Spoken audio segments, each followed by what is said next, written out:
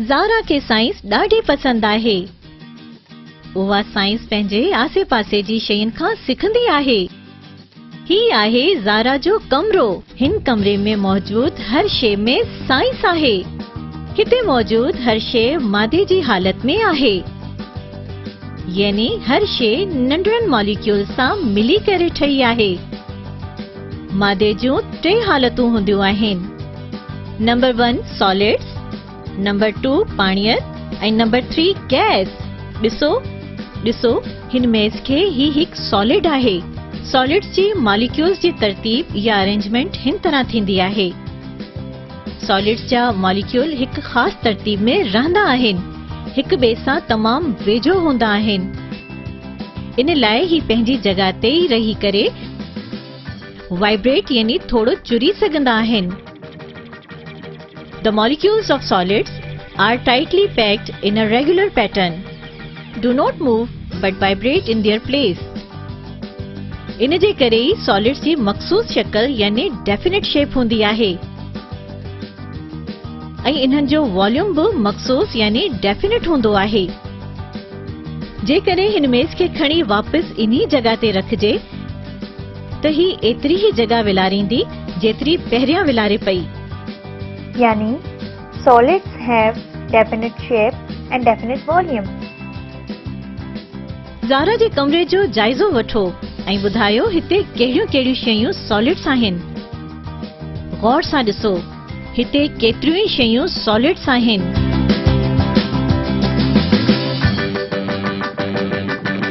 जी हाँ, हिन कमरे में मौजूद कुर्सियों, टेबल, बुक शेल्फ, बेड, पासे वारियूं टेबलूं, प्लेटूं, फ्रूट्स ऐं ग्लास सभई शयूं सॉलिड्स आहिनि।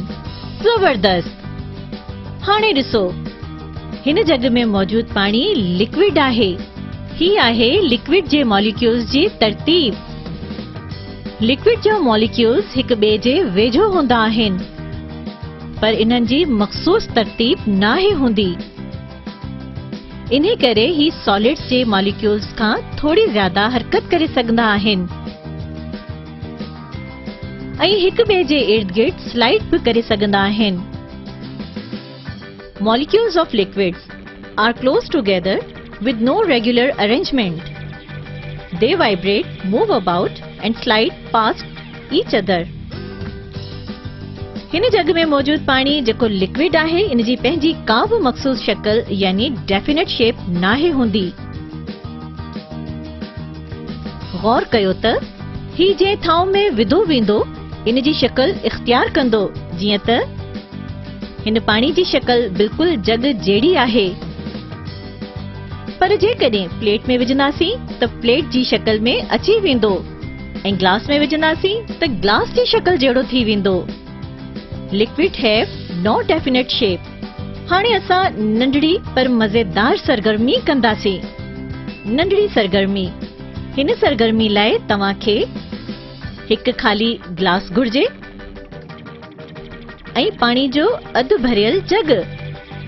हाणे पानी सां भरियल गिलास में पानी जी सतह यानी लेवल ते मार्कर सां हिकु निशान लगायो। हाणे इन मां थोड़ो पानी ॿिए खाली गिलास में विझो। वीडियो पॉज कयो ऐं ही सरगर्मी कयो। हाणे पानी खे वापस पहिरिएं वारी गिलास में विझो ऐं ॿुधायो तव्हां छा ॾिठो।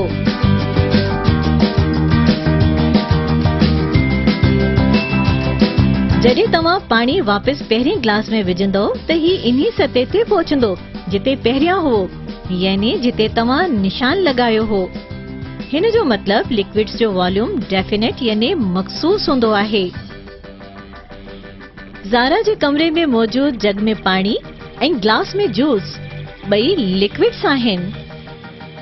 कमरे में मौजूद बलून्स भी ॾिसो। इन्हनि बलून्स में हवा भरियल आहे। हवा गैस हूंदी आहे जंहिंखे का मखसूस शक्ल यानी डेफिनेट शेप नाहे हूंदी। हिते हवा बैलून्स जी शक्ल इख्तियार करे वरिती आहे ऐं गैस जो वॉल्यूम मखसूस यानी डेफिनेट ना ही हूंदो।